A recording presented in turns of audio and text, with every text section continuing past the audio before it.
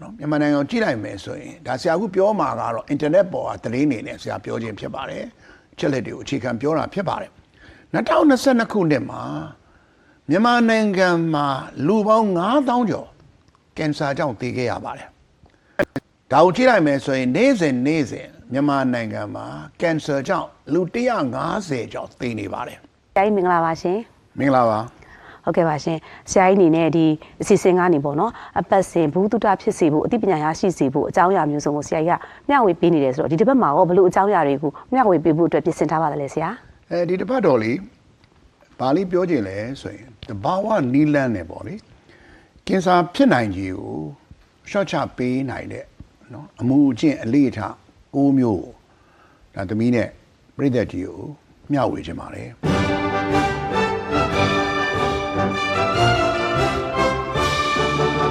အဲ့တော့ဒီ6မျိုးကလည်းနော်ဆရာဝန်တွေကနေပြီးတော့အတီးပြုတ်ထားတဲ့အလေးအကျင့်ကောင်းတွေဖြစ်ပါတယ်အဲ့တော့ကင်ဆာလို့ပြောလိုက်လို့ရှိရင်ကင်ဆာဟာဒီနေ့ကမ္ဘာကြီးမှာနော်နိုင်ငံတိုင်းလိုပဲလူသားတိုင်းကိုချိန်ချောက်နေပါတယ်ကင်ဆာဆိုတာမကူးဆက်တဲ့ယောဂါပါမကူးဆက်ပေမဲ့လို့လည်းပဲကင်ဆာဖြစ်လာရင်တော့တော်တော်များများကြောက်ကြပါတယ်အိန္ဒိယနိုင်ငံမှာဆိုလို့ရှိရင်လေဒီအိန္ဒိယနိုင်ငံရဲ့စေတုဒေသနာကနေပြီးတော့ထုတ်ပြန်ထားတဲ့အချက်လက်တွေအရ2023နှစ်နောက်ပိုင်းမှာပေါ့နော်2023ခုနှစ်နှစ်ကုန်မှာနှစ်တိုင်းနဲ့အိန္ဒိယနိုင်ငံမှာကင်ဆာလူနာတဲ့14သိန်းကျော်တိုးလာတယ်လို့ပြောပါတယ်14သိန်းဆိုတာမနည်းပါဘူးအိန္ဒိယမှာဆိုရင်လူ9ယောက်မှာတယောက်ကကင်ဆာဖြစ်နိုင်တဲ့အလားအလာရှိနေပါတယ်တစ်ဖက်ကကင်ဆာဟာချင်းချောက်နေတယ်လို့တစ်ဖက်ကလည်းပဲကျန်းမာရေးပညာရှင်တွေကတော့နေ့စဉ်နဲ့မိမိရဲ့အမှုအကျင့်အလေးအထားလေးတွေကိုပြောင်းပေးလိုက်ခြင်းအပြင်ရေရှည်ကျန်းမာရေးကိုကောင်းစေတယ်လို့သတိပေးနေကြပါတယ်မြန်မာနိုင်ငံကိုလည်းကြည့်ရအောင်နော်မြန်မာနိုင်ငံကိုကြည့်လိုက်မယ်ဆိုရင်ဒါဆရာကပြောမှာကတော့အင်တာနက်ပေါ်ကသတင်းနေနဲ့ဆရာပြောခြင်းဖြစ်ပါတယ်ချက်လက်တွေကိုအခြေခံပြောတာဖြစ်ပါတယ်2022ခုနှစ်မှာမြန်မာနိုင်ငံမှာလူပေါင်း9000ကျော်ကင်ဆာကြောင့်သေခဲ့ရပါတယ်ဒါကိုကြည့်လိုက်မယ်ဆိုရင်နေ့စဉ်မြန်မာနိုင်ငံမှာကင်ဆာကြောင့်လူ150ကျော်သေနေပါတယ်အာဆီယံနိုင်ငံရဲ့ဖြန့်မြကင်ဆာဖြစ်နှုန်းကိုကြည့်လိုက်မယ်ဆိုရင်လူ3သိန်းမှာ93ယောက်ကင်ဆာကြောင့်သေပါတယ်မြန်မာနိုင်ငံဒါဖြန့်မြပါအာဆီယံဖြန့်မြမြန်မာနိုင်ငံမှာတော့လူ3သိန်းမှာ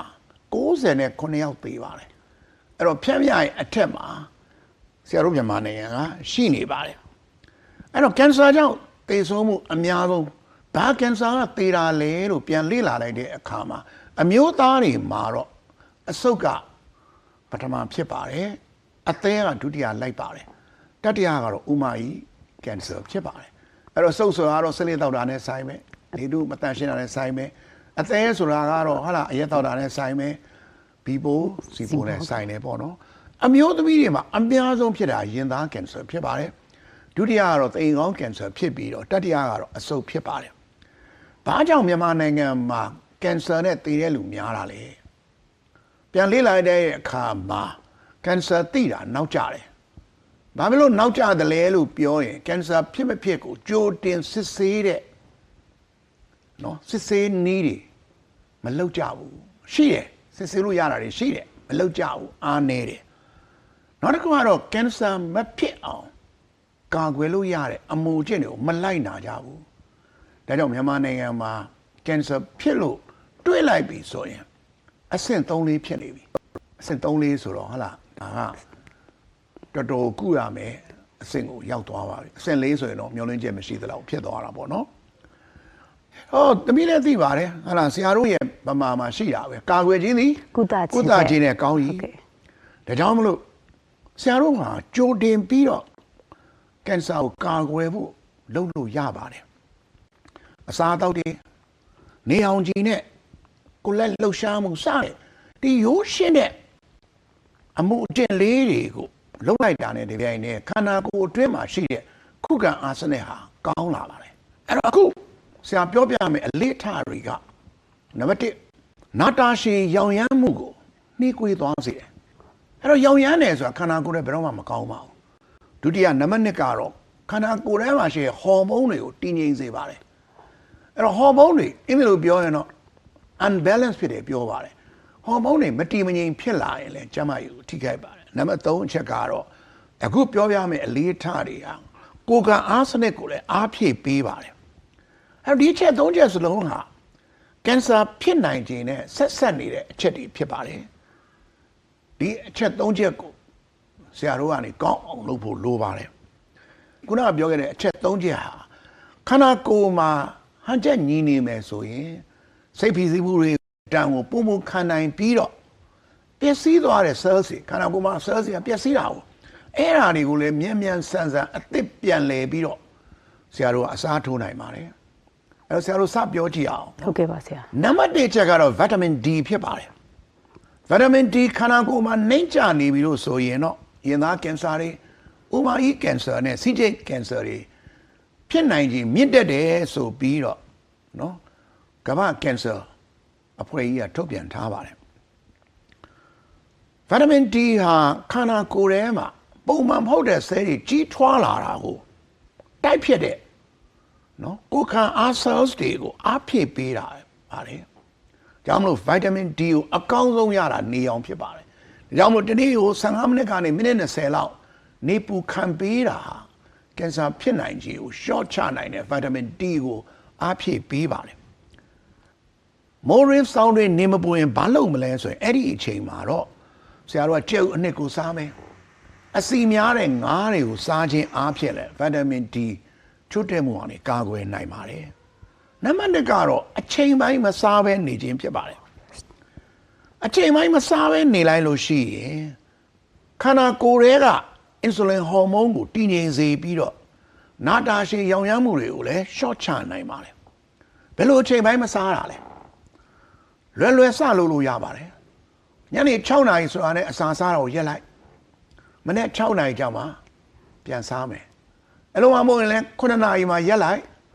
မနေ့9နာရီကြာမှပြန်စားမယ်ဒါကတော့7နှစ်စားမယ်7နှစ်ရှောင်းတယ်ဟုတ်ကဲ့ဒီတဲ့ပို့ပြီးတော့ကောင်းတာကတော့7နှစ်အစားအလေးကျင့်ရသွားရင်14ကိုပြောင်းမယ်10နာရီစားမယ်14နာရီရှောင်းမယ်ခန္ဓာကိုယ်အတွက်အကောင်းဆုံးကတော့8နာရီအစာစားပြီးတော့16နာရီအစာရှောင်တာဖြစ်ပါတယ်ဒါကြောင့်မလို့မနေ့စာကိုဥပမာ7နာရီမှာစားလိုက်မယ်မိုးလင်းနေမှာမစားဘူး7နာရီကြာမှစားမယ်ည8နာရီကြာလို့ရှိရင်ရက်လိုက်ရင်ဒါ8နာရီအစာစားတာဖြစ်တယ်8နာရီတော့ကြိုက်တော့စားဒါပေမဲ့ည8နာရီဆိုတာနဲ့ရက်လိုက်တော့နောက်နေ့မနေ့7နာရီကြာမှစားမယ်ဆိုရင်ဒါ8နာရီစားပြီးတော့16နာရီအစာရှောင်တာဖြစ်သွားပါတယ်အဲ့ဒီလိုအစာရှောင်လိုက်တိုင်းအဲ့ဒီမှာဘာဖြစ်လာလဲဆိုရင် autophagy ဖြစ်လာပါတယ်ဘာလဲ autophagy ဆိုတာဆဲတွေကိုအလိုအလျောက်တန်ရှင်းလုပ်တာပါအစာမစားတော့ဘူးဆိုတဲ့အခါမှာခန္ဓာကိုယ်မှာပြက်နေတဲ့ cells ကိုဖယ်ထုတ်ပြပါတယ်ဒါကြောင့်မလို့အစာမစားပဲအစာရှောင်ခြင်းဟာကင်ဆာဆဲဖြစ်လာနိုင်တဲ့ပျက်စီးနေတဲ့ cells တွေကို short ချပေးပါတယ်လွယ်လေးပဲတပြားမှမကုန်ပဲလုပ်လို့ရတာဖြစ်ပါတယ်နံပါတ်3ကတော့ကာဘိုဟိုက်ဒရိတ်ကိုဆရာတို့ short စားရပါမယ်ကာဘိုဟိုက်ဒရိတ်လို့ပြောလိုက်ရင်တော့မြန်မာတွေနဲ့ကသွားညှိတော့တာပဲဆန်ဟာကာဘိုဟိုက်ဒရိတ်ပါခောက်ဆွဲဟာကာဘိုဟိုက်ဒရိတ်ပါမုန်ဟင်းကပါကာဘိုဟိုက်ဒရိတ်ပါကိတ်မုန်နေဆိုတာလဲကာဘိုဟိုက်ဒရိတ်တွေဖြစ်ပါတယ်ကာဘိုဟိုက်ဒရိတ်တွေကိုဆရာတို့ရှော့စားဖို့လိုပါတယ်ကာဘိုဟိုက်ဒရိတ်ကိုအလွန်ကျွံစားတဲ့အခါမှာစီးကြိုလဲတက်လာပါတယ်အဲ့တော့ကင်ဆာကအဲ့ဒီသကြားတက်ကိုသူကသိကြိုက်တယ်ကာဘိုဟိုက်ဒရိတ်ကနေသကြားတက်ကိုထုတ်ပေးတာရောက်လို့ဆရာတို့ကကာဘိုဟိုက်ဒရိတ်ကိုတတ်နိုင်တဲ့လောက်ဆရာတို့ရှော့ဖို့လိုပါတယ်ဆန်စားမယ်ဆိုရင်ဥပမာဆန်လုံးညိုကိုစားမယ်ပေါင်းမုတ်စားမယ်ဆိုရင်ပေါင်းမုတ်ချမ်းကိုစားမယ်စသဖြင့်ပေါ့နော်ဥပမာဂျုံစားမယ်ဆိုရင်ပလာတာတို့နံပြားတို့စားမယ်အစားဟဟလားဆရာတို့ဒီချက်ပါတီခေါ်လားနော်ချက်ပါတီလိုဟာမျိုးပေါ့နော်ဂျုံချမ်းကိုလောက်တာဒါမျိုးကိုဆရာတို့စားသင့်ပါတယ်အမေရိကန်နိုင်ငံရဲ့ပေါ့လေဒီကင်ဆာနဲ့ပတ်သက်ပြီးလေ့လာတဲ့အဖွဲ့ကလည်းဗာပြောထားလဲဆိုရင်ကာဘိုဟိုက်ဒရိတ်ကိုကန့်သတ်စားသုံးလိုက်ခြင်းအပြင်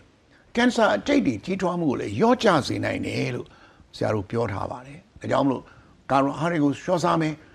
တကြားတက်တွေကိုဆရာတို့ရှော့စားမယ်ဆိုရင်လေကင်ဆာဖြစ်နိုင်တွေကိုဆရာတို့ရှော့ချနိုင်ပါတယ် ဟုတ်ကဲ့ပါဆရာကြီးအခုဆရာကြီးပြောကြားပေးသွားတာဆိုလို့ရှိရင်ဒါလွယ်ကူရိုးရှင်းပြီးတော့ကုန်ကြစရိတ်မရှိဘဲနဲ့ပေါ့နော်ကင်ဆာဖြစ်နိုင်ခြင်းကိုဒါရှော့ချနိုင်တဲ့ဒါအလေးအကျင့်ကောင်းအမှုကျင့်ကောင်းတွေပါပဲဆရာကြီးရှင် ဟုတ်ကဲ့ပါ ဟုတ်ကဲ့ပါအခုလိုမျိုးပေါ့နော်ဘုဟုတုတဖြစ်ဖွယ်တွေကိုဆရာကြီးကမျှဝေပေးသွားတဲ့အတွက်ဆရာအထူးပဲကျေးဇူးတင်ပါတယ်ရှင် ကောင်းပါပြီ ပရိသတ်များရှင်အခုတစ်ပတ်မှာတော့ဆရာကြီးဦးကျော်ကျော်လိုင်ကနေတဘာဝနီလန်းတွေနဲ့ကင်ဆာဖြစ်နိုင်ခြင်းကိုရှော့ချပေးနိုင်တဲ့အမှုအကျင့်ကောင်းတွေနဲ့ပတ်သက်ပြီးတော့မျှဝေပြောကြားပေးသွားတာပဲဖြစ်ပါတယ်ရှင်